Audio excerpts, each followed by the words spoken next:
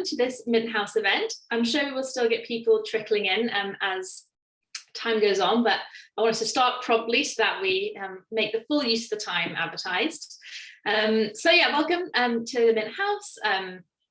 Obviously online, not in person at the physical Mint House. For those of you who don't know, Mint House is an Oxford-based charity that promotes restorative practice and restorative justice through a variety of means, events being one of them. So we're really glad to see you here today and excited that it looks like we have people here from various parts of the world, notably obviously one of our speakers, which I'll come to in a moment.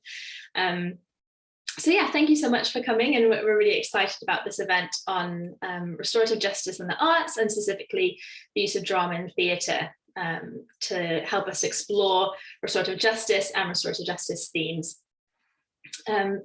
First of all, we just really want to acknowledge world events. It feels a bit amiss to hold an event on restorative justice without being mindful of the conflict that's currently happening in Ukraine. So I guess just from the start, we want to acknowledge that and just have a brief moment of silence for, I guess, in solidarity with all of those who are harmed by the current conflict. So I'll take a moment and then we'll move on.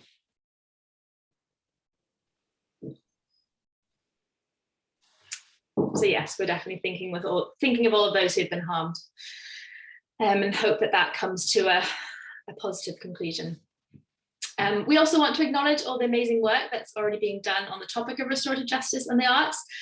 We are under no impression that we are groundbreaking in putting on this event. Lots of people around the world have been doing some amazing work in this area. A few ones I want to pick out that we are aware of. The European Forum for Restorative Justice has for many years been doing a lot of work on the use of arts, and on their website, I can put a note in the chat and an email later. They have examples of that, of what they've done, including this year. They are helping, I think, co-hosting for Polarity Party, which is an immersive participatory choreographic event looking at challenges such as polarization. So that sounds really fascinating. Also, Vermont Law School in the United States recently hosted an art exhibition on the theme of restorative justice. And you can actually view their submissions online, which I was looking at earlier today, and some of them are really, really fascinating and emotive. So I can also put that in the chat and on an email later. And do feel free to share other initiatives in the chat as you know about them, for the benefit of everyone else here, if there's things that you know that you'd like to share. But as I said, this evening, we're focusing on drama and theatre specifically. Later this year, we're actually hoping to explore some other aspects of art and creative work, linking restorative justice to the arts and various forms of creativity. So I'm really pleased to say that Claire Aldington has just agreed to speak on her work later this year. I think we've found a date in July, so details will be coming out later about that once we've kind of firmed up exactly what that event will look like. But we're really pleased to have that coming later in the year if you want to think a little bit more about this topic another time. So without further ado, I'd like to introduce our two speakers for tonight. I'll let them maybe say a little bit more in case I miss anything and let them introduce themselves a bit more fully when they come to speak. But we are really pleased to have here tonight Miranda Warner, here to speak on her experience of using drama and applied theatre workshops in a prison setting. She has an MA in applied theatre, drama and the criminal justice system.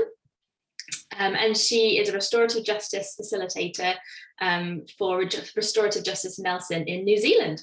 So she's here all the way from New Zealand virtually, which is great. It's morning her time.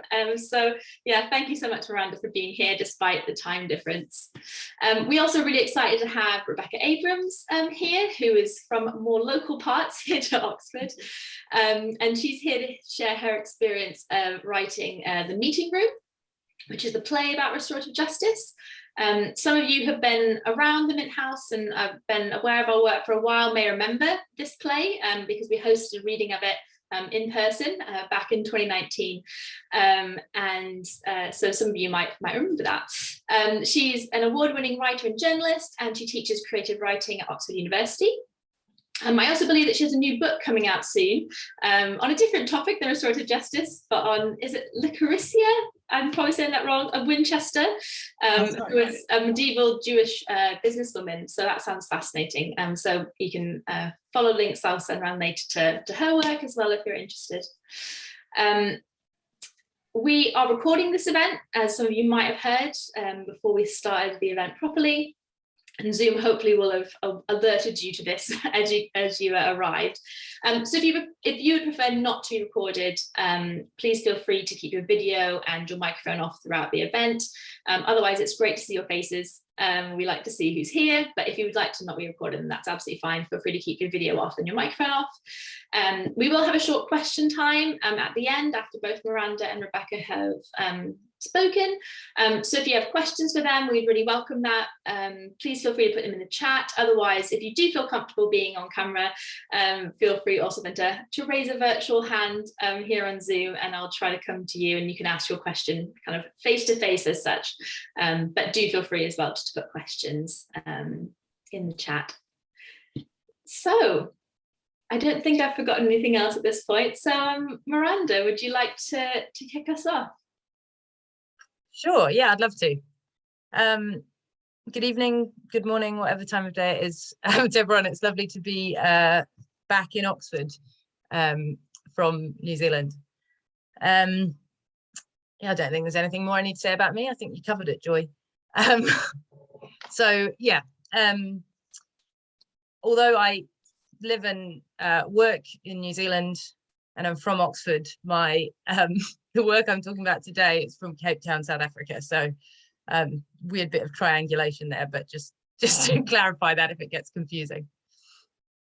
So I don't think that it's contentious to suggest that key elements of a fruitful restorative justice process are being able to talk about how something has impacted you, being able to make space for another person's story and their perspectives, and ideally being able to empathize somewhat. But despite these abilities being central to a truly restorative encounter, these are not skills that everyone has fluency in for all sorts of reasons, but including trauma, which, as we know, is hugely overrepresented in our criminal justice systems. So my master's research through the Royal Central School of Speech and Drama took place in Pollsmoor Prison in Cape Town. And I set out to study how drama might enhance emotional literacy, how it might strengthen and embed some of these empathetic skills, and also how it might be used to explore the concept of forgiveness and to provide opportunities to rehearse apology. And my conclusions from this work are that applied drama methods facilitated in a relationally connected and emotionally open manner can offer the potential not only to equip people more fully for a restorative justice process, but also to live more restoratively in their communities. So in what follows, what I'd love to do is just share a few snapshots and stories from this project to illustrate some of this potential of drama, improvisation, and creative expression for restorative justice. But before I do so, I also want to name that I can't claim this work entirely as my own. It's not only inspired by many other applied theatre practitioners, but it's also honed and shaped by the courageous and the inspiring men in Cape Town that I had the privilege of sharing this experience with. And I want to honor them as my co-researchers. So I met with these men in Pollsmoor Prison approximately 3 times a week. You know, prison's complicated, so sometimes you turn up and get turned away. So approximately 3 times a week for 5 weeks. And all of these men were preparing for their release. So in our first week together, amidst games and activities that helped us to get to know one another and to build trust together, we together created a list of as many different emotions as we could think of.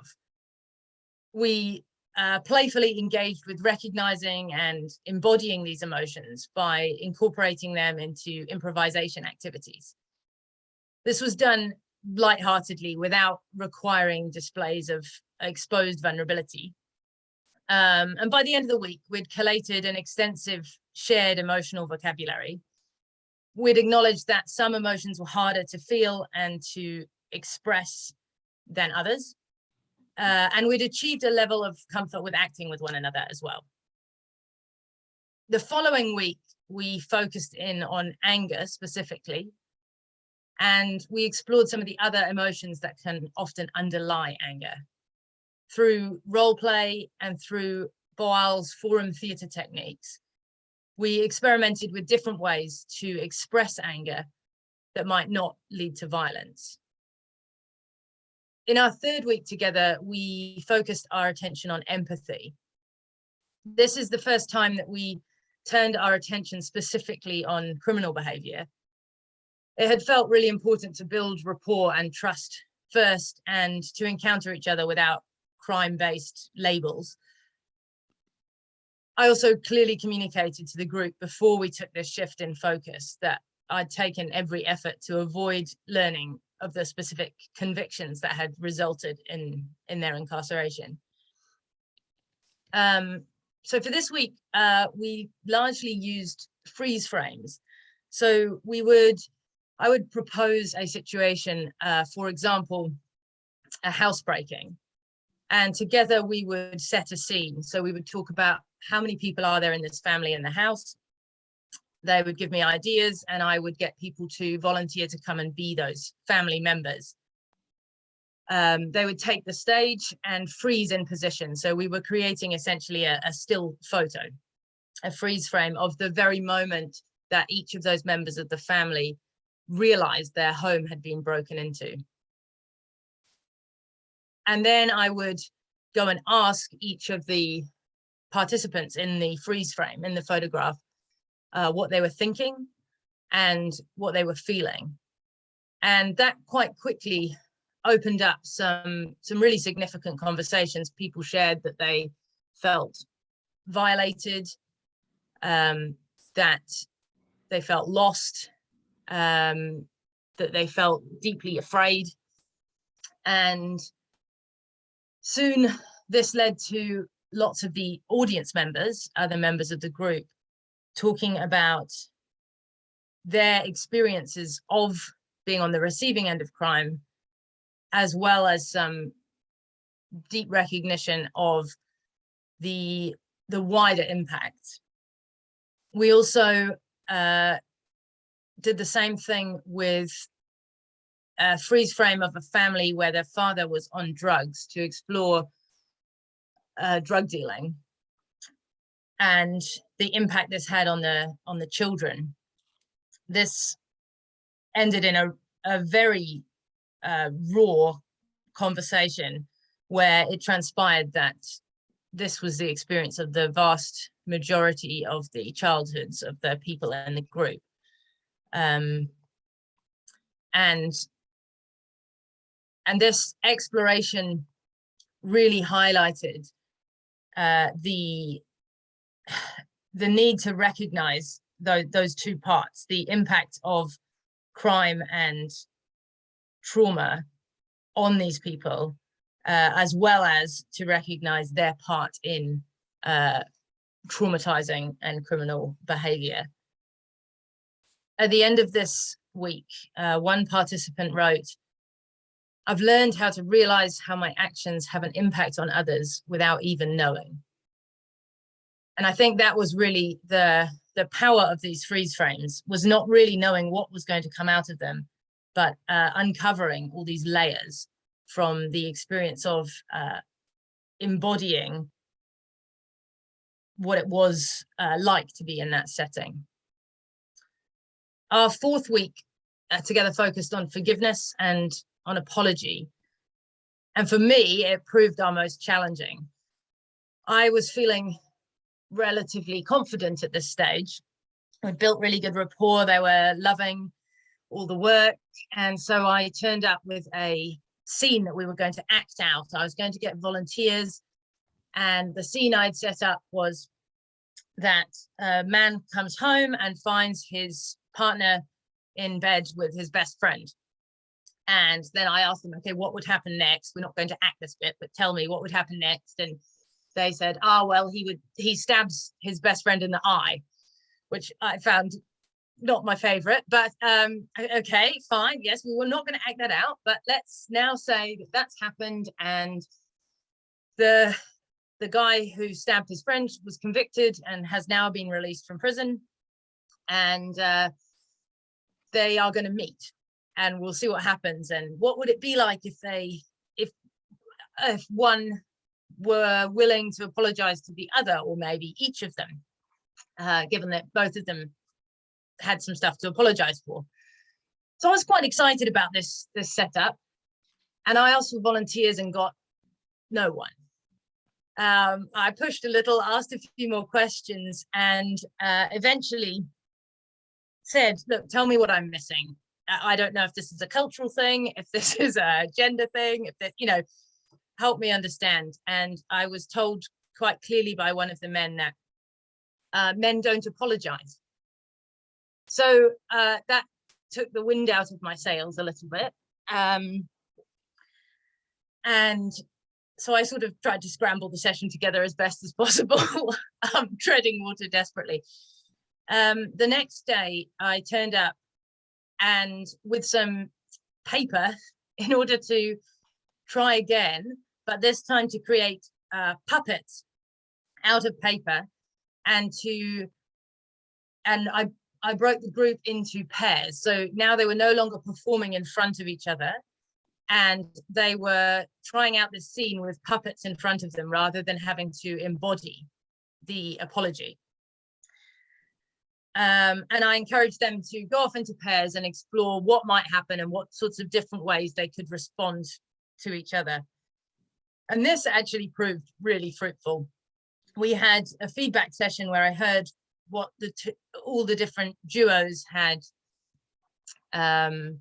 where their conversations had gone, and we had everything from one duo set the dogs on each other, and at the other end, one of the characters invited the other guy to live with him, which actually was sort of more restorative and forgiving than I had been really prepared for. I actually thought it was a bit much, but so we had a really full range of experiences that they were willing to share. It was quite difficult for me to gauge at the end of the week, amongst lots of other activities that we explored.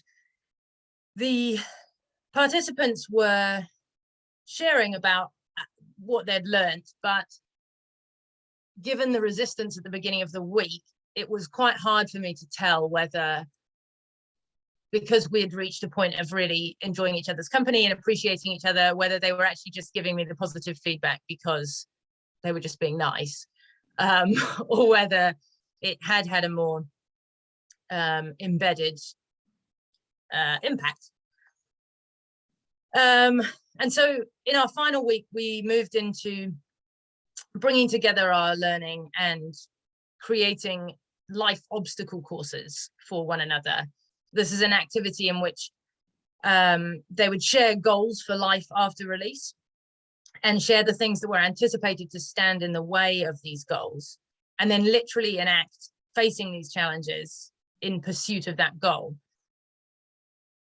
But at the start, it was really the start of the week that for me was really significant in terms of a kind of glimpse into the restorative potential of this drama work.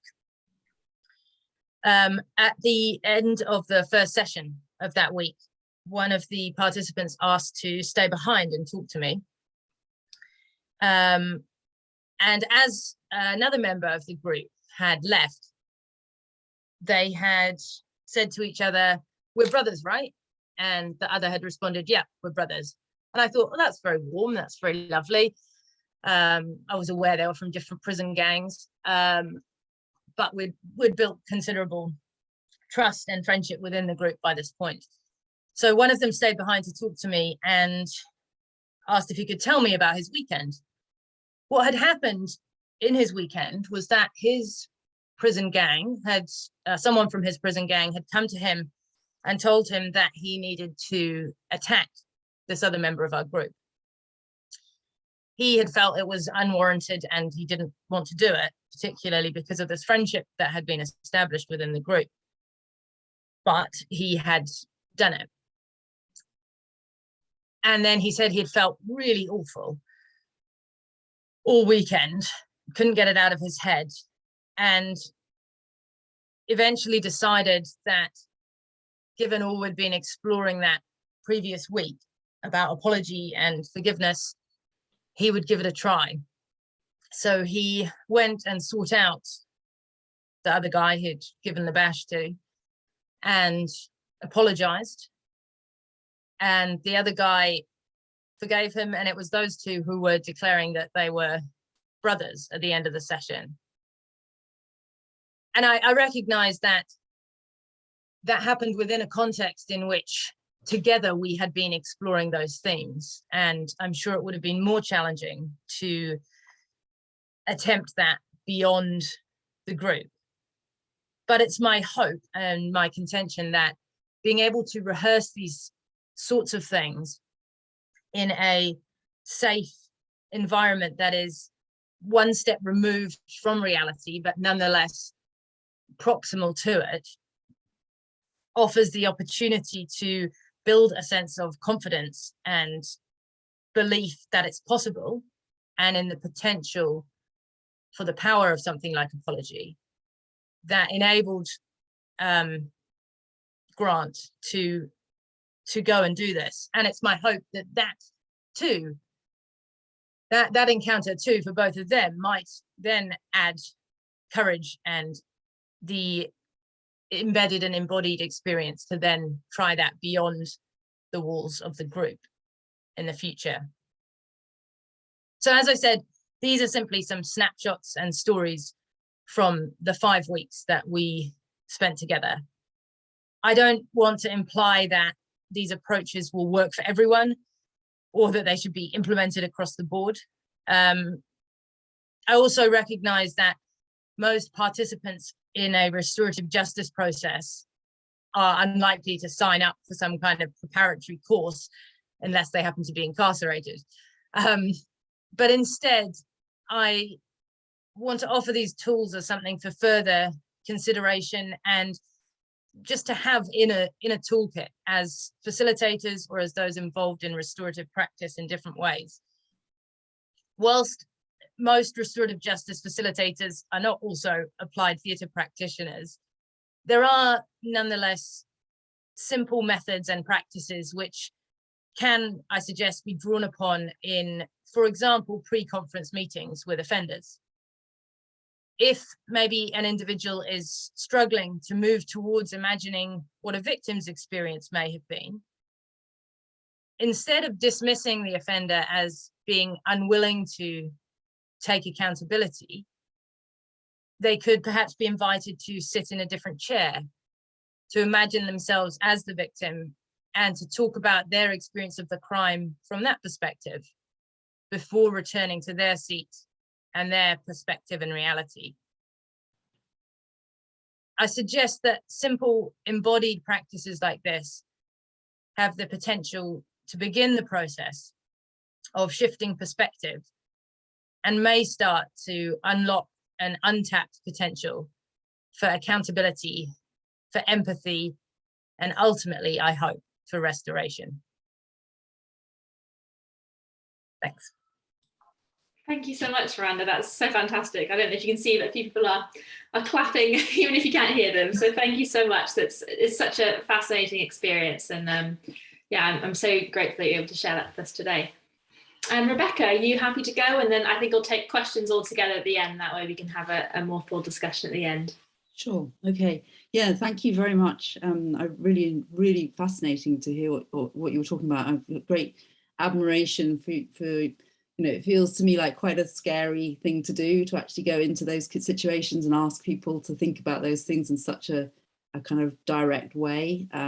So yeah, I just sit in my own room in the safety of my own room doing my own writing. Anyway, so yeah, so I come to this from a really different background. I mean, I'm a writer, and in fact, this is my first play, and it came about for several reasons. But perhaps the most obvious reason it came about was because I had decided to taught creative writing for many years at Oxford, and I really wanted to just be a student again for a bit. I wanted to do a different kind of writing and have an experience of being on the student side of the desk. And so I joined a wonderful creative writing course for playwrights, John Retallack's playwriting course in Oxford. And one of the exercises he got us to do very early on was to just write a monologue, just sort of off the top of your head. And in fact, we had to do 3 of these. And one of the 3 that I came up with really took me by surprise. It was about a woman who was in prison, who was about to come out of prison, and who was kind of burning with kind of this sense of injustice that people had this idea of her and it wasn't fair. And she was determined that when she came out, she would make them see the truth about what had happened to her. It was a very short exercise, but it sort of stuck in my head. And it was sort of knocking around in my kind of mind. Wasn't quite sure what to do with it.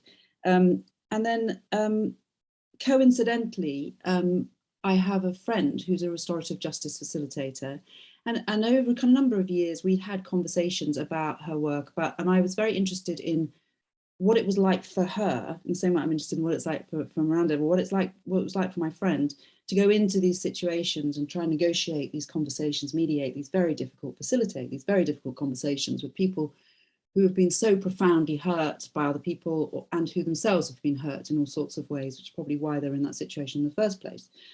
So that had also been kind of in my mind, just this sense of what it's like to be in that space and trying to do that extraordinary job.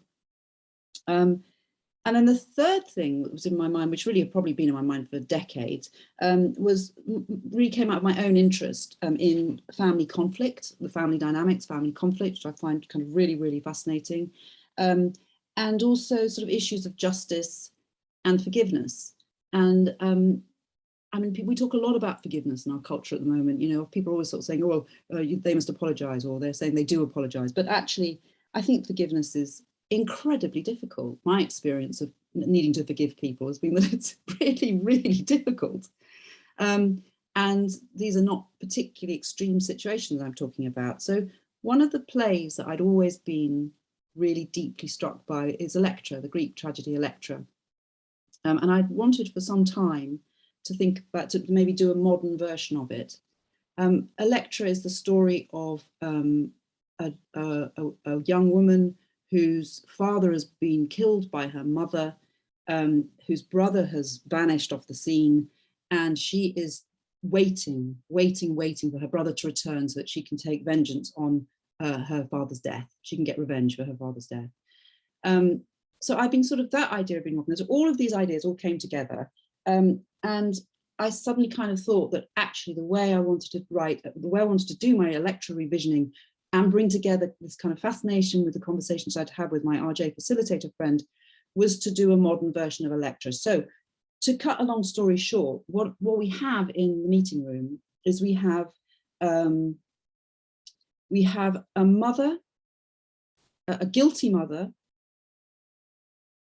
a son who's been absent for 12 years because he's been in prison, it's just due for release.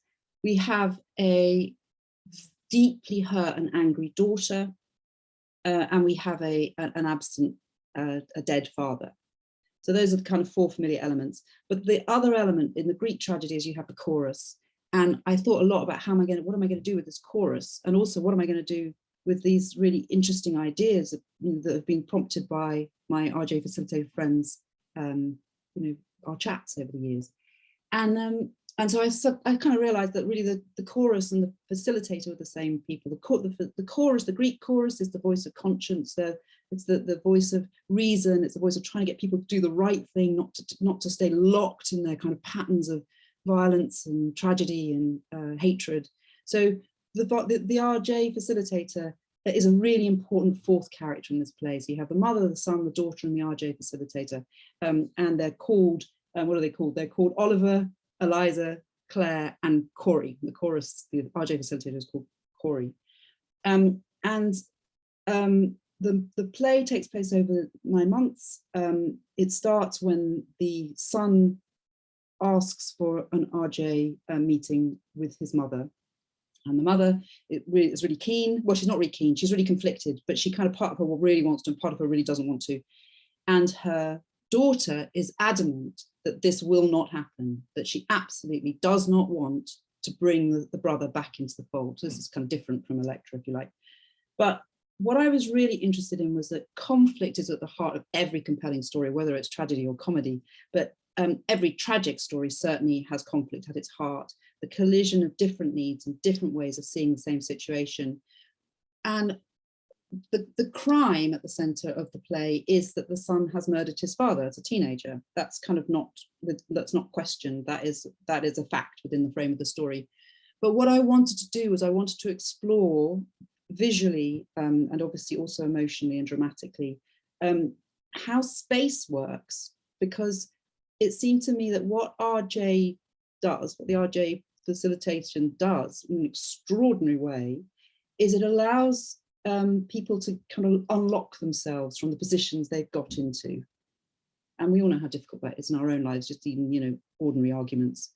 But to unlock, to be able to loosen the hold that our own positions trap us in, seemed to be an extraordinary thing. So it's really interesting hearing Miranda talk about chairs, because one of the dramatic images that came to me, which gave me a clear sense of how the play was going to start and end, was to do with chairs. So I asked my RJ friend how she would actually set up a room for a meeting, and she said, well, I'd set the chairs up in a circle and I'd sit in each different chair and sort of see what things look like from each person's point of view. Anyway, so she just described this process and described about how, the kind of feeling she might be having in it just before a meeting began. You know, all that work of months and months and months leading up to that moment, and you never quite know what's going to happen in that moment. And it seemed to me that arrangement of the chairs and the empty space before the people have actually come into the room, when there's everything is possible and nothing is certain, that seemed to me a kind of dramatically such a potent image. So the play starts like that. It starts with the RJ facilitator, Corey, arranging the room and preparing for that moment when the participants will come in. And it then wheels back in time and it takes you through the journey of those three characters, the daughter, the mother, and the son, up to the point where they're ready to enter the room.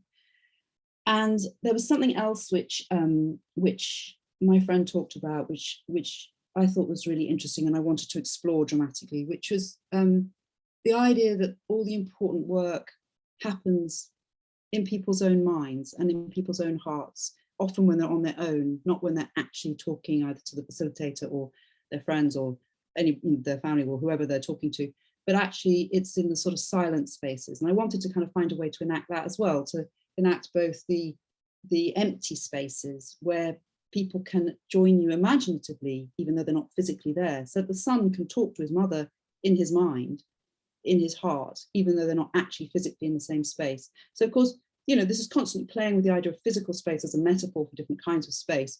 But it all kind of came together in my mind as this sort of journey where people are allowed to step out of the space that they've been put into or they put themselves into.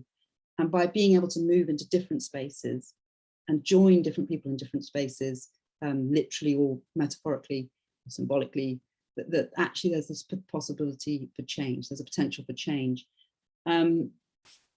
So there was one phrase as well that my friend used when I said to you know, how does it feel when things start to move, start to change? She said, well, there's what I call the softening moment.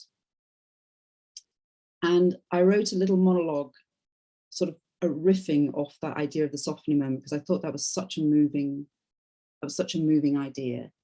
And I can't, obviously it's difficult to share a play with you because there's lots of people who can act and different things, but I thought I would read you, if that's okay, a tiny little bit from this monologue about the softening moment. So this is from scene 20 in the play. It's not a long play, it's only a 1 hour long play. And this comes from probably fairly close to the end. And it's a short monologue by Corey. And she says this, and forgive me because I'm not an actor, but I hope you get the general idea. You can call it what you want, mystical, spiritual, a moment of grace. It doesn't really matter. I call it the softening moment. I'm listening for it. It's different every time, but when it happens, you can sense it, feel it, invisible but tangible, a moment of empathy, of compassion. Something shifts, the air slows, something gives, a space opens up. You don't know when it's going to happen. Sometimes it's in the face-to-face, sometimes afterwards when they think the meeting's over and they're all having a cup of tea. More often it happens between the meetings when you're not even there, when they're on their own at night, thinking things over. It doesn't really matter when or where. It's always to do with listening and hearing. It changes everything. So what else can I say at this moment in time? I think this ability of RJ to unlock people is extraordinary. I've been thinking about it a lot in relation to Ukraine, thinking, you know, even when they're through this current horror, which eventually I hope they will be, there's just going to be such a massive, massive job of forgiveness to do. How do you forgive people for doing what's been done to the Ukrainians?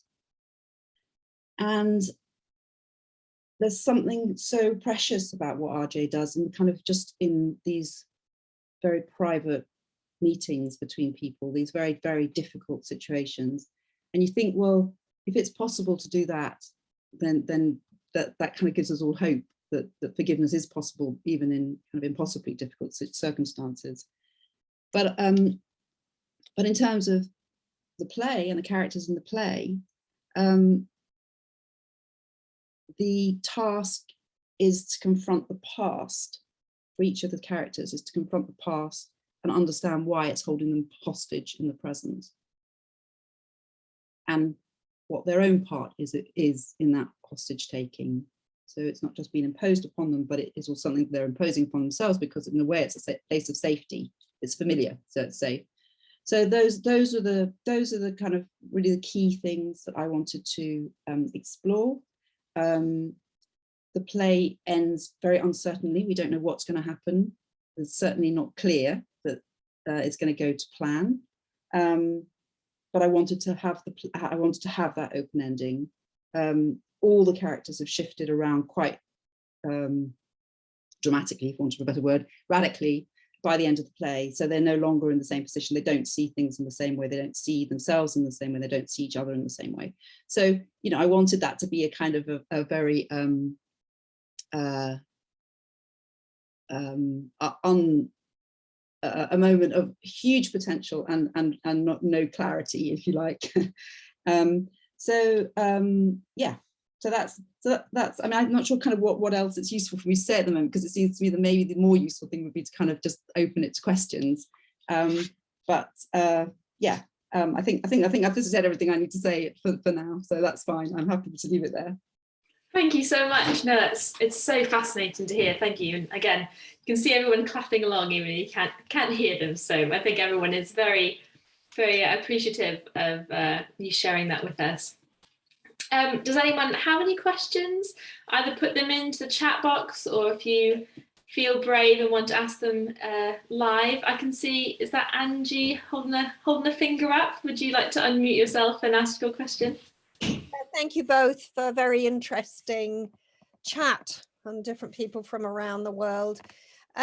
It's not so much a question. We've spoken a lot tonight about forgiveness, both Miranda in the preparation for the play and also Rebecca. In my experience as a facilitator, forgiveness is what always people come and think that they're there to do, or when I first meet them. But restorative justice doesn't have to have any forgiveness in it. So it depends what the people harmed want. They may want simple information. They may want to talk about how they've been harmed. They don't know if they can forgive. Sometimes there is a burden on them and they want to forgive, but it's totally dependent on that person. And you can have a completely successful restorative justice face-to-face meeting after a very serious crime and the word is not used. Mm.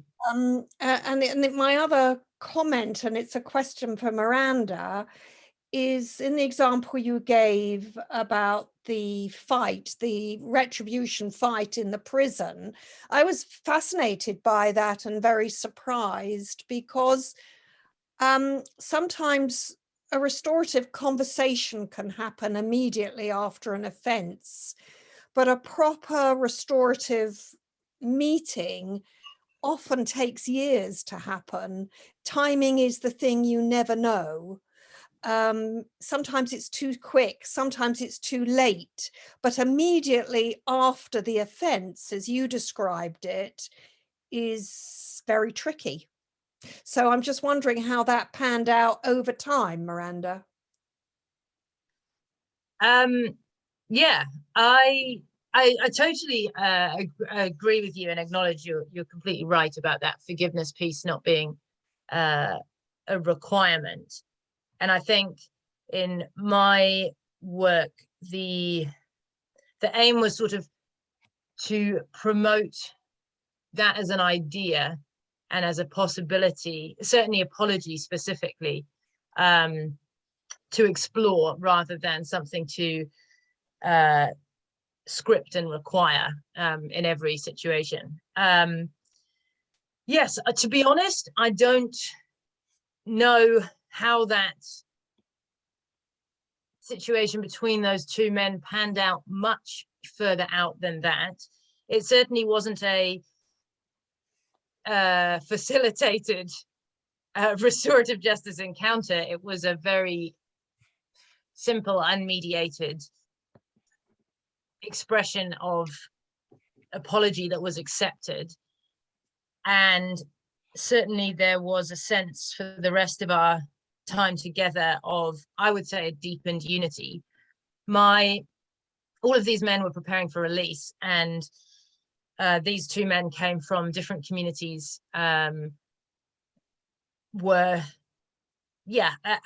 I suspect they probably didn't see each other again after they left the prison. I am in contact with a few of the people from that group, but not very many.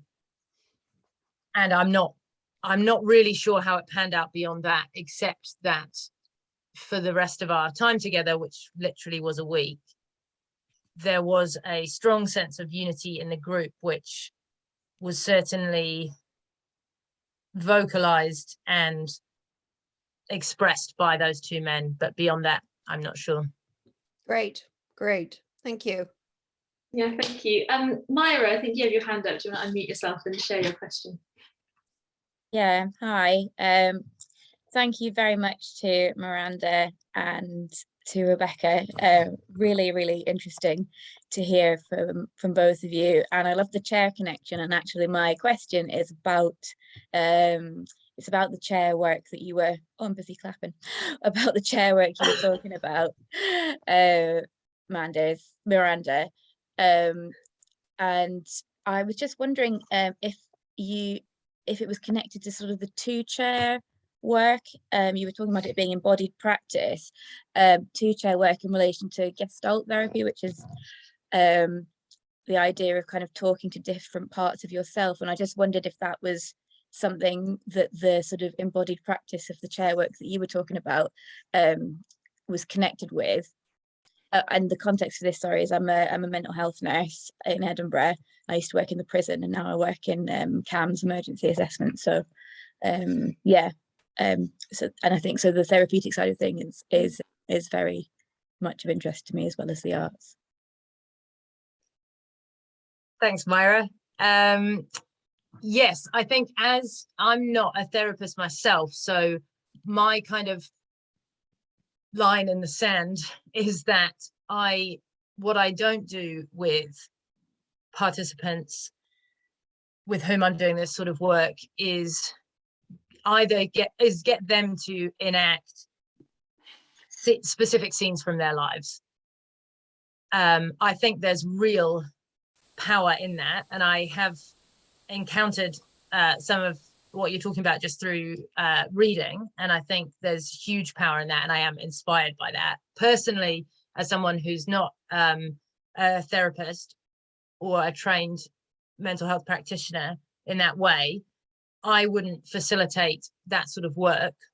Having said that, I do think that inner work is hugely beneficial, not only to the individual, but to the potential of restorative work, because insofar as people are able to connect with, heal, maybe forgive, reintegrate different parts of themselves which have been separated off, or parts of, or where kind of the relationship with self is broken, that is in a sense a restorative encounter internally.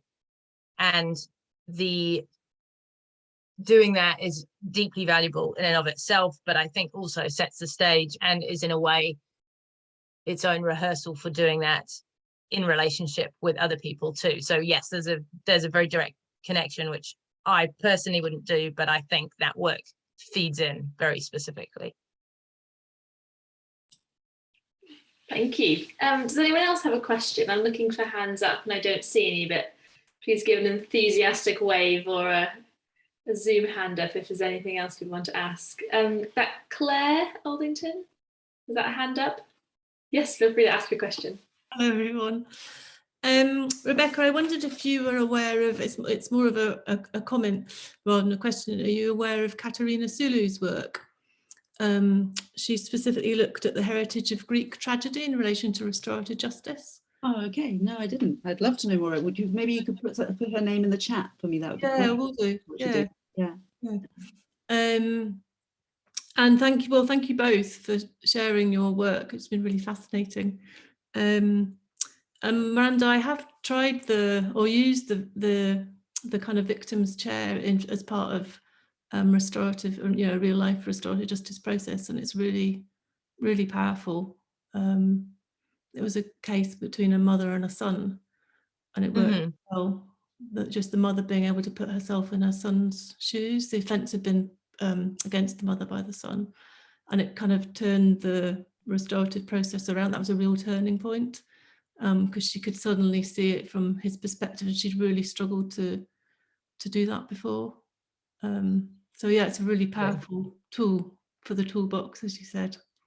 Yeah. It's actually interesting because in the play, of course, you also can have characters acting each other and taking each other's, speaking for each other and taking each other's roles. So again, that was something else I was really interested in exploring in the play. It's I suppose really, I came to it by thinking, well, actually I think I get the impression a lot of people have come to this event actually work in this area or know quite a lot about it. But I think I very much felt that it wasn't well enough known beyond that. So part of the reason why I wanted to write my play was to kind of actually sort of just draw attention to people beyond the RJ world about this extraordinary work and its potential. I actually had one thing I didn't say, which might be kind of worth saying, is that after the performance reading, so Mint House fantastically hosted this performance reading, and that was very interesting because first of all, there's that thing when you have something in your head and then you see an audience actually engaging with it, and it's not in your head because you have actors and a director. So it was very interesting what people responded to, and we had a discussion afterwards. And after, one of the people who'd come to the performance invited me to go to HMP Highdown afterwards to see the last meeting of a sycamore tree course. And that was really interesting. That was a meeting, being able to meet prisoners and talk to them, but also talk to them about how they felt about imprisonment, how they felt about restorative justice. And so actually I did quite a lot of work on the play afterwards, after the performance reading, in light of the actors' responses, how they felt about being those characters in response to the audience's reactions, and also really crucially this experience of being able to go and talk to prisoners themselves. And I realized that the son's experience of being a prisoner needed to kind of be explored more fully. So that whole question of, how research feeds into it, I'm really glad you introduced me to this person's work, which I probably should have known about but didn't. But that whole question about that two-way process of how you're learning about the subject as you're writing about it. And I think I just felt, actually the other thing I wanted to say how it feels so appropriate that we're having this conversation this evening when Roger Grafe has just died, who'd worked so tirelessly in this area to improve the situation for people in prisons during his whole life, really. But it's just that I think it's very difficult to be involved in this world and not feel even a tiny toe in the water like I have, and not feel sort of quite passionately about it and the difference it can make.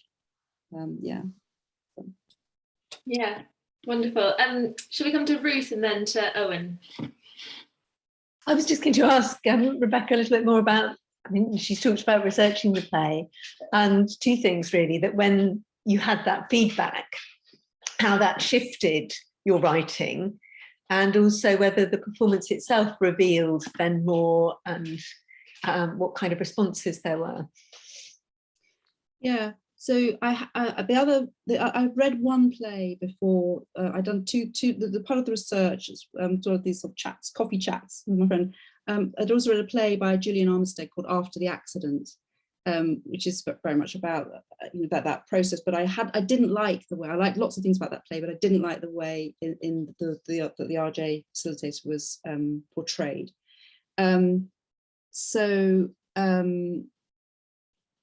In the performance, it seemed to me that there was a kind of a quality of toughness in the RJ facilitator, of courage, of kind of strength that wasn't yet coming through in the play. And so when I did the second draft afterwards, I wanted to bring that out more. That she seemed like too nice, and that wasn't a quality I wanted to bring out, because it's a real job. It's a really important, skilled task. And the Armistead play, I felt slightly just downplayed it. It wasn't the focus of the play, and my play was making that character too soft, too gentle, too sort of meek almost, I did some more work there. One of the nicest things was just watching the audience laugh in the right places and cry in the right places. You never know whether that's going to work when it's inside your head. But I did feel, but you see the balance, and you can see the places where it's not quite right when it's actually being physically enacted in front of you.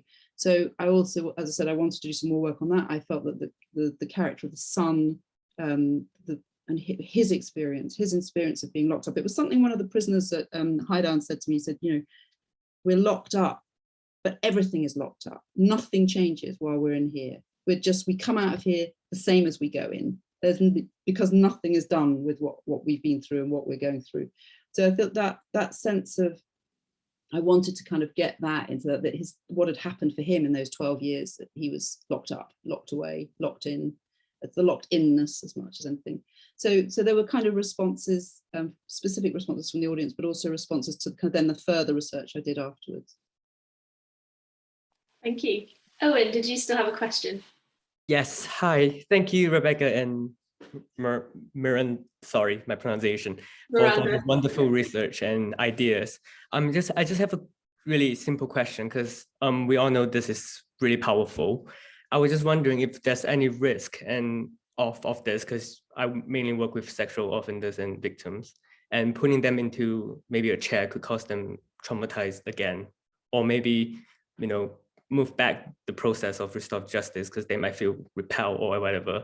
So I'm just wondering, how do you pick, or how do you know who you can work this drama kind of way with to make the process go further and eventually possibly to let them communicate? But there might be a potential or risk of them being harmed again, which RJ doesn't really want to do. Miranda, do you want to answer that? Sure, I'll try. I think that's a really important question. In my work, I'm a fairly new facilitator, and in my workplace, we don't deal with sexual offending. That's dealt with by a specialized other group. So that's not my area of experience at all. And I acknowledge that that's a really significant area to be very careful with in this kind of work. I think with the work I was doing in the prison, there was also a sense of a long, I mean, it wasn't really long, but we were building up relationship over a longer period of time than, for example, being in a pre-conference situation with either someone who's caused harm or someone who's been harmed, and sort of leaping straight into a story at the deep end. So I think you'd either want to be, you'd either want to have a sort of decent relational understanding of where a person is at, or yeah, I would want to be more specifically trained in that area in order to enact those things. I certainly think that there are certain crimes where I guess what you don't want to do is allow, say, the person who's caused the harm to feel like they can just guess and have fully decided what the experience is like from the other perspective. And that's where I think you need to go gently with, say, they're sitting in the other chair work, is that it can be an opportunity to begin to unlock that perspective taking, rather than I think it needs to be framed like that, rather than an activity in which someone is sitting in another chair deciding how it is, and then they've basically had the restorative justice encounter on their own. So I think it is very much an introductory opening up type activity, rather than something that should be seen as shutting it down, or in any way taking the space of the voice of the person who has been harmed. But I guess as well, similar to my response to Myra, I think those settings where you're asking people to step back into specific trauma of that sort of nature does require care and probably specific training and experience. Yeah, thank you, Miranda. And if any of you are interested in exploring more that topic of restorative justice in cases of sexual harm, we did run a series of events last year on the topic, which explore some of those ideas, not as specifically, obviously, as using drama kind of toolkits as part of that, but if anyone's interested, those recordings are on our website. One final comment and question I saw in the chat going on was that Myra Blythe, another Myra, had asked if the play has been performed since the Mint House performance and this sort of reworking that Rebecca's done. Rebecca said that sadly not, because obviously lockdown has interfered with that.